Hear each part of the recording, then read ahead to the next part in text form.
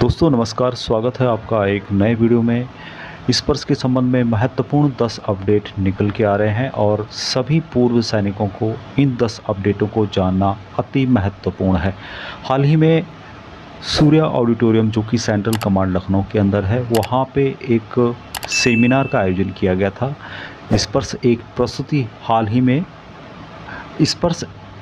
प्रस्तुति एजी शाखा ब्रांच द्वारा पीसीडी और एफएडीएस के सहयोग से सूर्या ऑडिटोरियम लखनऊ के अंतर्गत आयोजित किया गया था और उसमें जो अधिकारी थे पीसीडीए से और एफएडीएस से, साथ में रक्षा मंत्रालय के, उन्होंने क्या क्या महत्वपूर्ण बातें कही हैं, उन बातों को यहाँ पे एक एक करके जान लेते हैं। 10 पॉइंट हैं जो कि बहुत ही महत्वपूर्ण है और सभी पूर्व सैनिकों को जानना महत्वपूर्ण है।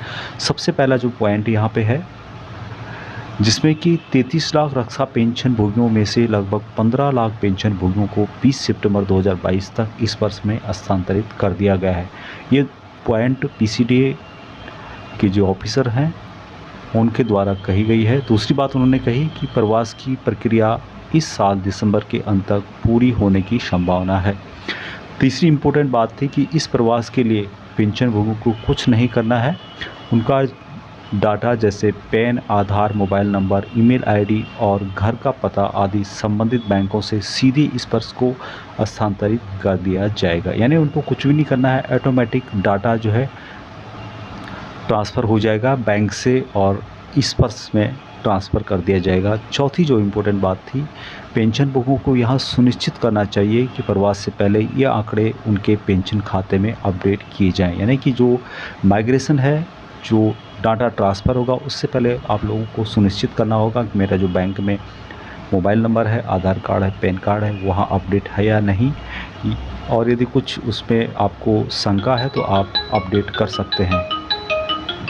और महत्वपूर्ण बातें आप लोग देख पा रहे होंगे कि 5वां नंबर, और आगे इन्होंने यहाँ पे कहा है कि एसबीआई को पहले ही 30 सितंबर तक पेंशनरों की पेंशन और अन्य विवरण इस पर्स को हस्तांतरित करने का निर्देश दिया जा चुका है। तो दोस्तों, एसबीआई को पहले ही निर्देश दे दिया गया है कि 30 सितंबर तक सभी पेंशनरों के जो डाटा है, उनकी डिटेल्स है, वहाँ इस पर्स को इस हस्तांतरित यानी ट्रांसफ़र की जा चुकी है, निर्देश दे चुके हैं।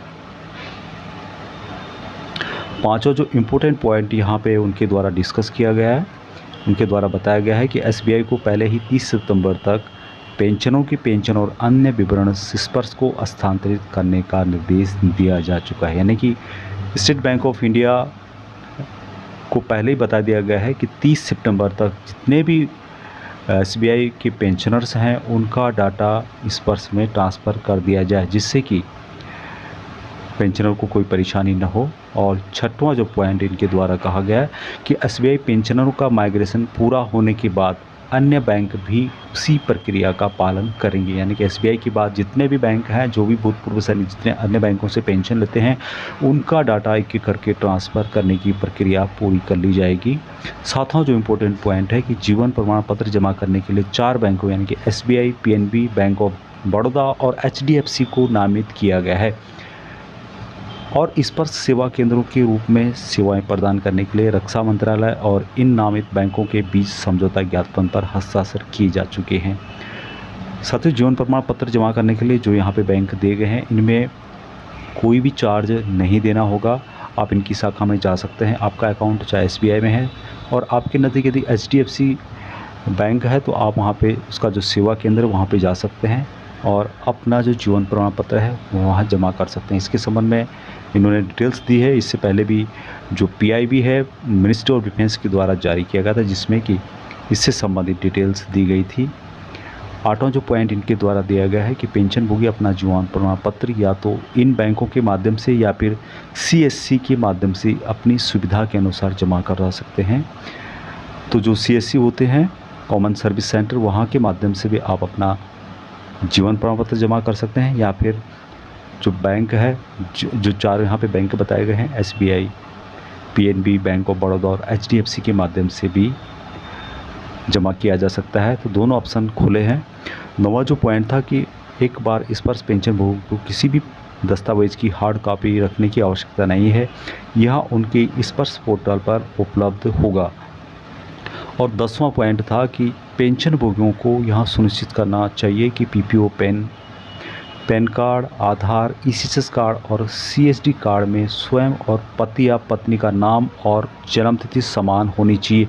यदि ऐसा नहीं है तो पेंशनभोगियों द्वारा इसे ठीक करने के लिए तत्काल कदम उठाए जाने चाहिए। बहुत ही इंपॉर्टेंट बात कही है कि जो पेंशनभोगियों को यहाँ सुनिश्चित करना होगा कि उनका PPO, pan card, Aadhaar card, ECS card, CSD card, स्वयं या फिर पत्नी का जो नाम है, जन्मतिथि है, वह सब जगह समान होनी चाहिए। जो डॉक्यूमेंट में है वही सब जगह होना चाहिए।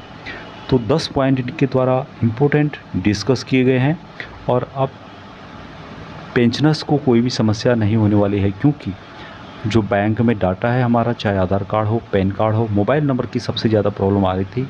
जो ओल्ड पेंशनर्स हैं, हमारे बुजुर्ग हैं, उन लोगों का पीसीडी में मोबाइल नंबर ऐड नहीं है, उस समय होता भी नहीं होगा पहले, काफ़ी पहले। तो उन सब के लिए काफ़ी प्रॉब्लम्स आ रही है, जिसके कारण वे लोग उनको जो स्पर्श का पासवर्ड है या स्पर्श की जो भी डिटेल्स है वो नहीं मिल पा रही है। तो इस फैसले से जो इनके द्वारा फैसला लिया गया है कि बैंकों का डाटा ट्रांसफ़र करने के संबंध में बहुत ही महत्वपूर्ण है और काफ़ी अच्छा निर्णय उनके द्वारा लिया गया है। भूतपूर्व सैनिकों को इससे बहुत ही ज़्यादा फ़ायदा होने वाला है।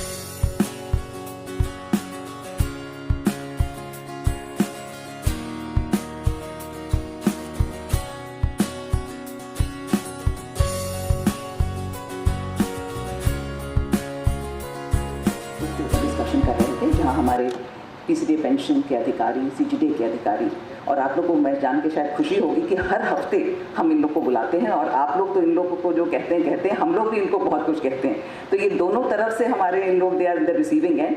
But jokes apart, I would like to say कि हमारा जो मकसद है कि हमारी यही कोशिश है कि ये जो स्पर्श का जो इनिशिएटिव हमने स्टार्ट किया है और जिसका आप लोग सभी को पता है कि ये कहाँ से इसका जेनेसिस हुआ। आपको पता होगा कि 2017 में जो हमारी वित्त मंत्री थे, फाइनेंस मिनिस्टर, उन्होंने इसका अनाउंसमेंट किया था और उन्होंने ये एक गवर्नमेंट का विजन था कि जो हमारे डिफेंस पेंशनर्स हैं उनको एक सेंट्रलाइज्ड, कॉम्प्रिहेंसिव और एक इंटीग्रेटेड डिफेंस प्लेटफॉर्म मिले जो कि आईटी इनेबल्ड हो। ये उसी के तहत हमारा डिपार्टमेंट, जो हमारा रक्षा मंत्रालय के तहत जो हमारा सीजीडी ऑफिस है, ये इनिशिएटिव उसी का आउटकम है। तभी 2018 से इन्होंने स्टार्ट किया। इसके बारे में मैं ज़्यादा आपको नहीं बताऊंगी कि मुकेश ने और हमारे हिमांशु ने बहुत डिटेल में आप लोगों के इसके बारे में बताया है और किस तरह से आप इसको इस्तेमाल कर सकते हैं।